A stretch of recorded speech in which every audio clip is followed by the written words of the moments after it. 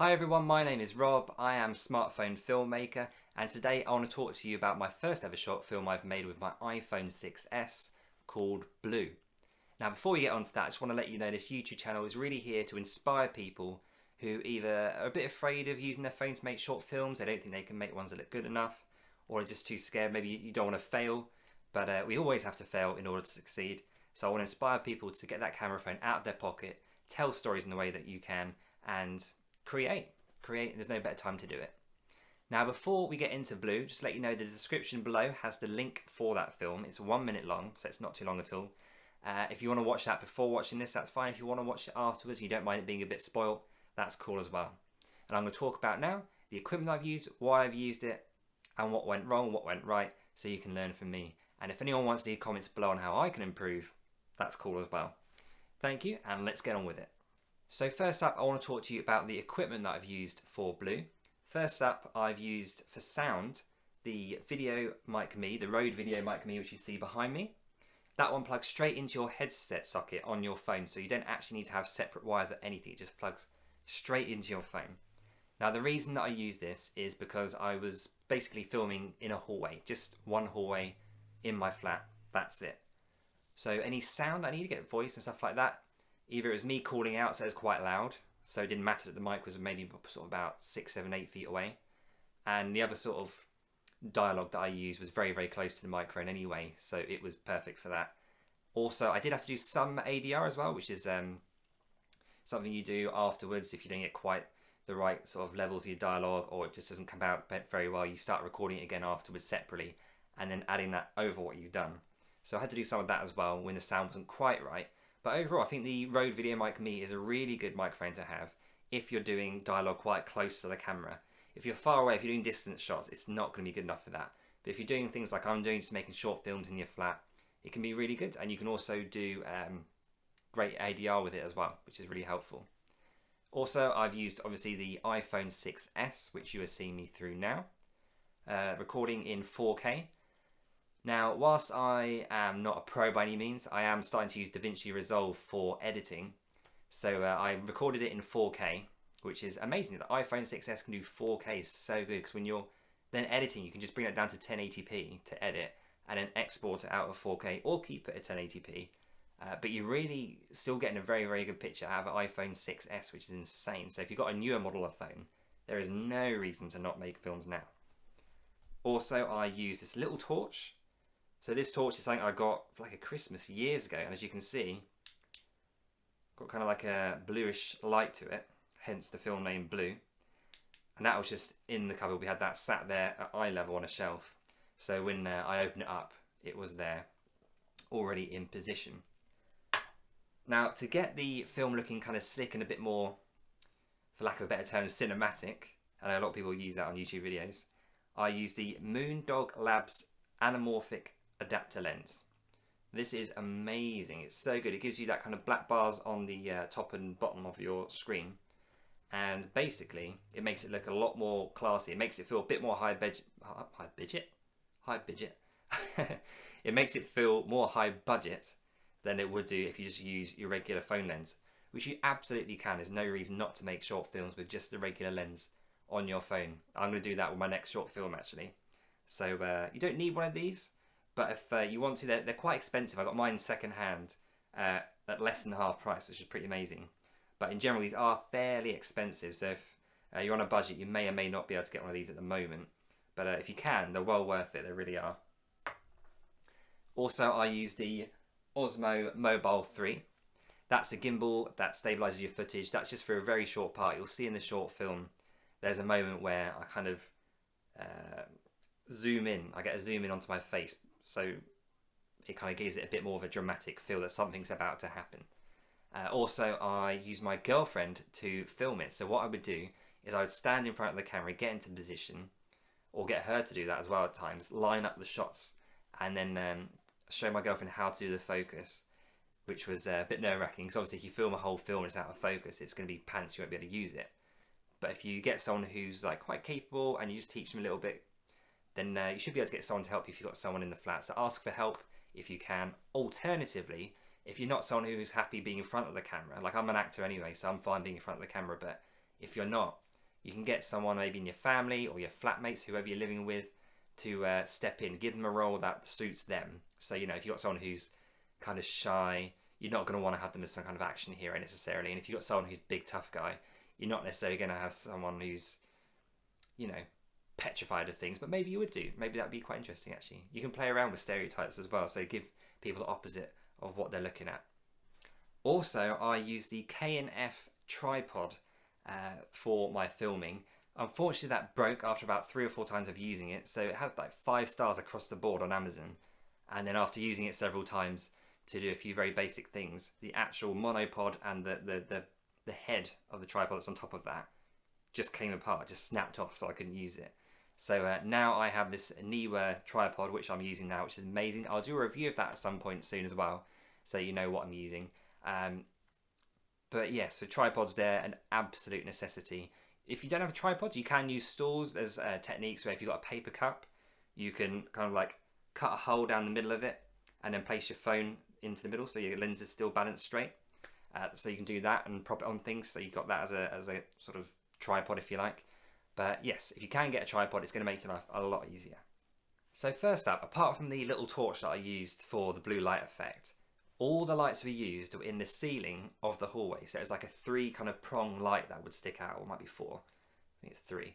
And that lights up the hallway. It doesn't light up ideally. As you'll see from the short film, the lighting isn't amazing.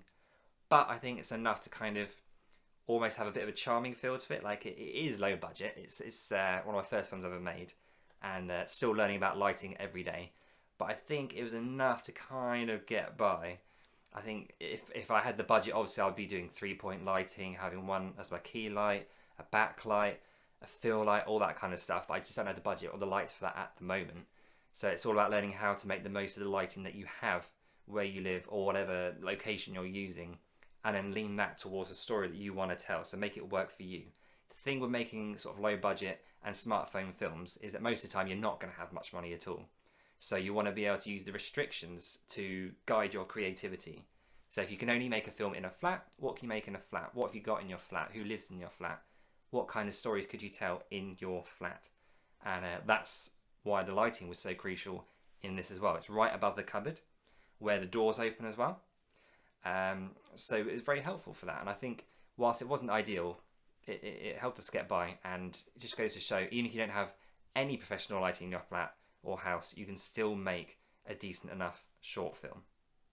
Now, one of the things that we pulled off in this short film, which I'm really proud of, is this sequence where the doors actually open behind me as if there's something there lurking inside of that cupboard, that wardrobe. How we did that was my girlfriend was hiding in the cupboard. So she was slowly pushing the doors open. You don't see her, obviously. And then we yelled, cut. She then got out of the cupboard. And then we would cut from one shot to another. So that shot of the doors opening then cuts to, I think it was a mid or a close-up. And then by that point, I can then just pretend that I'm being dragged in. So she's not even in the cupboard at that point, and she can carry on filming. So there's ways you can cheat techniques as well. So with horror, it's a really good way to start with smartphone filmmaking and short films, because it kind of gives you leeway to do a lot of random crazy stuff and techniques that you maybe wouldn't do in sort of a drama or a comedy. So I said I would talk to you about the things that I've learned, the mistakes that I made. I've made plenty in this film, and I've learned plenty in this film, but a lot of things went right as well. But I'll talk to you about things that I'd improve on. First of all, with the lighting, like I say, if I could get more lights, I totally would have done that. The thing with filming in low light with phones, because the sensors are so small, it doesn't really encourage a lot of light into your camera. So if you're filming in low light, you have to be really careful with that, because you can get a lot of noisy footage, noisy where you get kind of that grainy effect in the shadows or in overexposed light, things like that. So you really have to be careful when you're using iPhones to film in low light, unless you're going to make it your style. You can use things that would be considered a disadvantage to your advantage and then create a style within those things. So if you wanted to use sort of like grainier footage and stuff to make it feel a bit more rough around the edges, or maybe like an 80s feel, like a horror at night time, that might work. But you have to be careful with that with smartphones, because low light, they don't really handle it very well. You have to light it as best you possibly can to get the clearest picture that you possibly can. Also with sound, the effects of the I won't do it now, but like the purring sound effects of when he slowly turns around and there's something in the wardrobe. That is me doing ADR, and that is something that I did with quite a few bits. I also did Foley. So Foley is a really crucial part of your filmmaking. We're using Foley sounds. Essentially what it is it's all the things that aren't dialogue but are really crucial to making everything just feel real and keep you in the story. So the door closing, I had to record that again, because when the door closed, it actually jolted the tripod, and you got a kind of sound, like a reverby sound in the microphone. So we had to record the door closing really closely to the microphone separately after filming, so I could then add that in afterwards, so it sounds a lot clearer, a lot more professional, basically. And yeah, the voiceover sounds, and my girlfriend's voice in the background, we recorded that from a distance, so it sounded like it's from a distance, and then we could bring the volume up and down in DaVinci Resolve. Also, you can do things if you've got an iMovie editor and things on Android, like basic editors. You can do certain things. I don't know if you can. No, you can. I think you can raise the audio actually on those. So if you've got parts that are really quiet, you can maybe section off clips that are too quiet and then raise the audio on that. So if you get your footage back and you think, oh god, it's too quiet, you can actually raise the audio so you can bring it to where you want it to be. Or if it's too loud, if it's like, you know, you're listening to the headphones and it really deafens you, you can bring that down as well, so it feels a lot more professional to listen to as well. So sound is absolutely crucial. Sound is so important to films. It's all the little things that you don't think about. If you're watching any kind of film that you're enjoying, a big part of that is because the sound's really good. You don't have to think about things. It's all being kind of laid out on a plate for you in terms of audio. And that's what you want to do with your films. Make sure that you do everything you can to make it sound good. And there's recording apps as well for audio. That's what I've used to record ADR after filming and Foley sounds. So you can use apps to record bits, download it, put it onto your laptop or whatever you're editing on, or just on your phone, and then import your clips onto that, and then move the sound effects to where you want on your timeline. Something that I absolutely loved to have improved on was the tension in the film. I think because it's a 1 minute short, I was very happy with getting a kind of basic story fitted into that 1 minute. It's actually a lot harder to tell a 1 minute story, I found, than a 5 or 10 minute story. But to build the tension with a 1 minute short film is very, very difficult. So I think I maybe would have planned the shots in a bit more detail looking back at it. Hindsight's a wonderful thing, but I would have done that. I'm very happy with what I've got and what I did. But looking back at it, there's certain ways I could have shot things or paced things that maybe would have had the audience guessing a bit more as to what's going to happen and leading down kind of like a dark path before we get the reveal at the end of what happens. Also, filming in a hallway, it's actually, because it's bare, the walls are bare, the floor's wooden, the ceiling's bare, everything's wooden and echoey, which makes sound a bit of a nightmare. So what I was told after I'd made this by a friend was that you can put quilts on the floor. So if you're in a space that's really echoey, maybe you're in a bedroom or you've just moved into a place you want to make a short film, it's echoey, where you can't see, you could put bed sheets up, mattresses, put a rug on the floor, that kind of thing, so it deadens the sound, so you're not getting this horrible kind of echoey sound that sounds crap.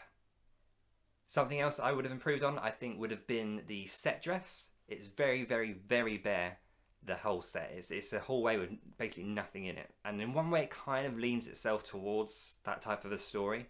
But on another hand, I maybe would have like hung a towel or just something, a jumper or a coat or whatever, on one of the light switches, or on the radiator, or something on the mirror, just something to give it a bit more of a lived-in feel. But it could also work in terms of it being a bit more of a clinical kind of what the hell's going on kind of look. Also, Blue, my short film, was made for the Film Riot Stay-at-Home Film Challenge, where you have to make a short film within 1 minute on your property. So now is a really good time to make a smartphone film and get into that. It has to be 1 minute in your place where you live. I'll leave a link in the description below for Film Riot's 1 minute film challenge. Make something, just make anything. It will get you learning and it will get you being practical and get the ball rolling. So do check out that link in the description below. Well guys, that concludes the video for today about Blue, my first short film. I'll continue to do after videos and behind the scenes type things on each film that I'm making so that you can see what goes into it, and that'll help you hopefully as well. So I hope you find this enjoyable, I hope you found this interesting and inspiring, and there really is no reason to not make short films at the moment when we have such good cameras in our pockets.